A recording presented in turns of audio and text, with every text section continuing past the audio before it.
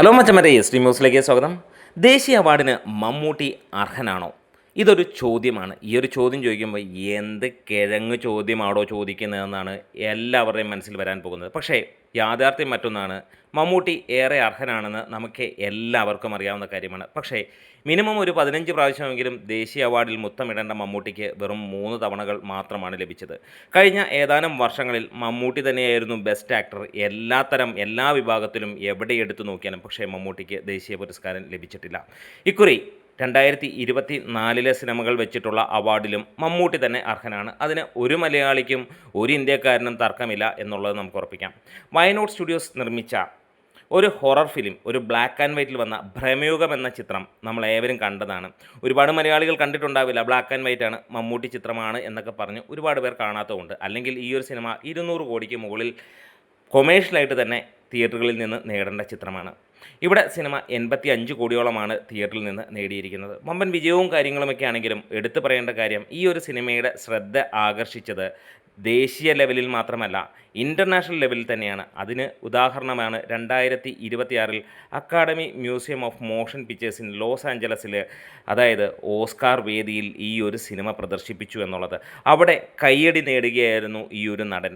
മലയാളത്തിൻ്റെ സ്വകാര്യ അഹങ്കാരം, ഓരോ മലയാളിയെയും അഹങ്കരിപ്പിക്കുന്നവനായ അഹങ്കാരിയായ മലയാളികളിലെ ഏറ്റവും വലിയ അഹങ്കാരിയായ മമ്മൂട്ടി എന്ന് തന്നെ പറയാം. അതെ, മലയാളിക്ക് ഇത്തിരി അഹങ്കാരമുണ്ട്. കാരണം നമ്മൾ എല്ലാ കാര്യത്തിലും അങ്ങനെ തന്നെ ഒന്നാം കിട തന്നെയാണ്. അതുകൊണ്ട് തന്നെ അഭിനയത്തിൻ്റെ കാര്യത്തിലും മമ്മൂട്ടി ഉള്ളതുകൊണ്ട് ഏത് മലയാളിക്കും അഹങ്കരിക്കാം. അത്രത്തോളം അർഹരാണ് നമ്മളെല്ലാം. അതുകൊണ്ട് തന്നെ ഇക്കുറിയും വരികയാണ്. നമുക്കറിയാം, സംസ്ഥാന അവാർഡ് ഉൾപ്പെടെ സർവ്വ അവാർഡുകളും തൂത്തുവാരി തന്നെയാണ് ഭ്രമയുഗം പോന്നിട്ടുള്ളത്.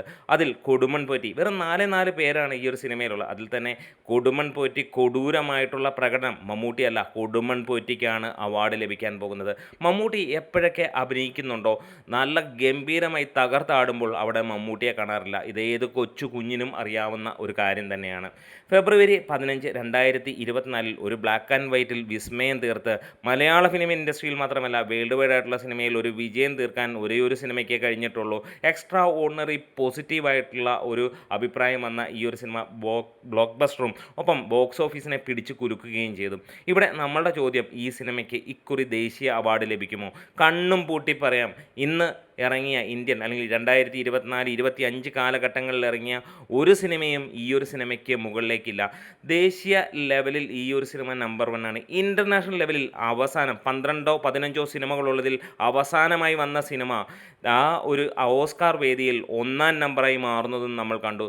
സിനിമയും ഗംഭീരം, പ്രകടനവും ഗംഭീരം എന്നുള്ളതാണ്. അതിൽ തന്നെ ഇതിലെ നടനെ തന്നെ വാഴ്ത്തുന്ന ഒരു കാര്യവും നമ്മൾ ലോകമെമ്പാടും കണ്ടു. അപ്പോൾ ചോദ്യം തെറ്റാണ് എന്ന് എല്ലാവർക്കും അറിയാം. പക്ഷേ മമ്മൂട്ടിക്ക് ദേശീയ പുരസ്കാരം കൊടുക്കുമോ? എന്താണേലും ഇവിടെ ഒരു പലരുടെയും ചിന്തയിലുള്ള ഒരു കാര്യം, ഭരിക്കുന്ന പാർട്ടി ഇതാണ്, അതുകൊണ്ട് മമ്മൂട്ടിക്ക് കിട്ടില്ല. മമ്മൂട്ടി മുസ്ലിമാണ്, മമ്മൂട്ടിക്ക് കിട്ടില്ല.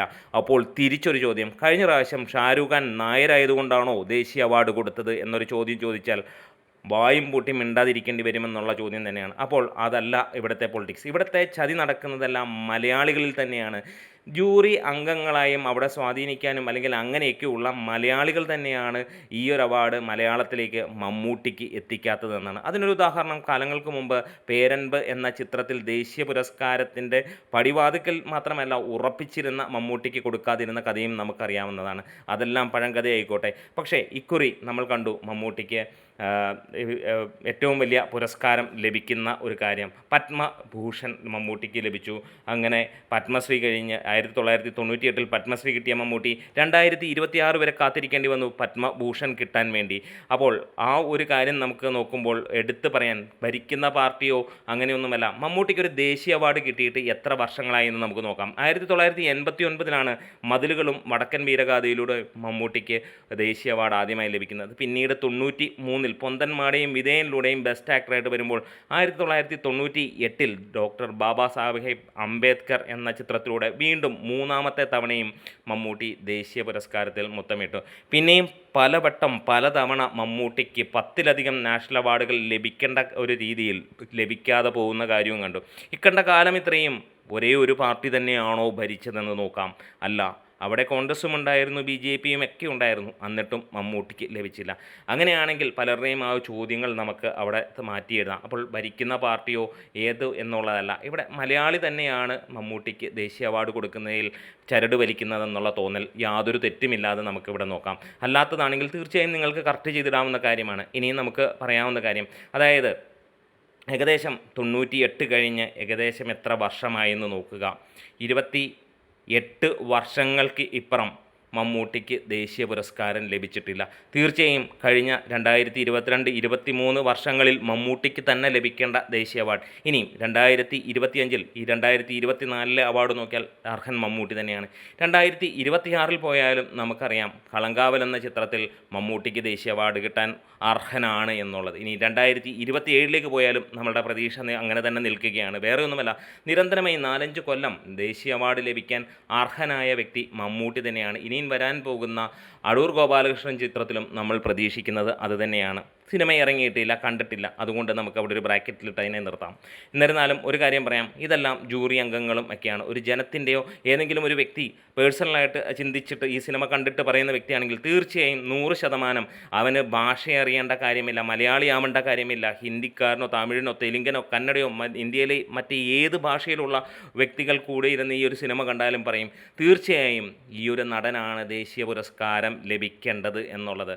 ഒരു കാര്യം ഉറപ്പിക്കാം, ഇക്കുറിയും മമ്മൂട്ടിക്ക് ദേശീയ അവാർഡ് കൊടുത്തില്ലെങ്കിൽ അത് മമ്മൂട്ടിയെ അവഹേളിക്കുന്നതല്ല, ദേശീയ അവാർഡിനെ, നാഷണൽ അവാർഡിനെ അവഹേളിക്കുന്ന തരത്തിലുള്ള ഒരു കാര്യമായി മാറുമെന്നുള്ളത്. ഇത് പലവട്ടം പലരും പറഞ്ഞു കഴിഞ്ഞതാണ്. ഓരോ മലയാളിയുടെ മമ്മൂട്ടി എതിരാളികളും മമ്മൂട്ടി അനുകൂലികളും എല്ലാം ഒരേ സ്വരത്തിൽ ഒരേ രീതിയിൽ മനസ്സിൽ കരുതുന്ന ഒരു കാര്യം തന്നെയാണ്.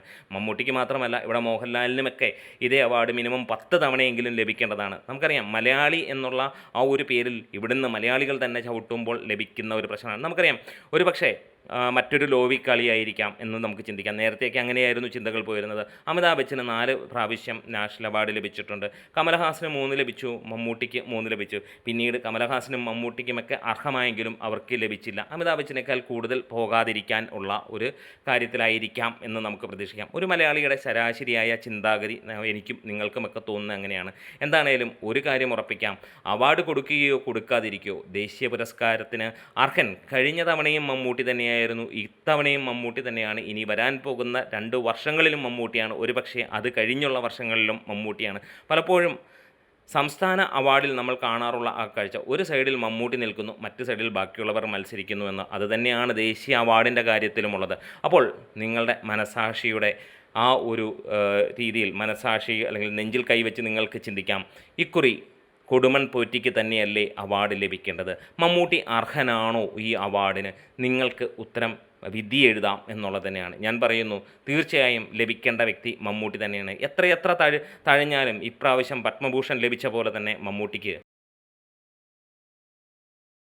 ദേശീയ അവാർഡ് ലഭിച്ചിരിക്കും, ഒരു സംശയവുമില്ല.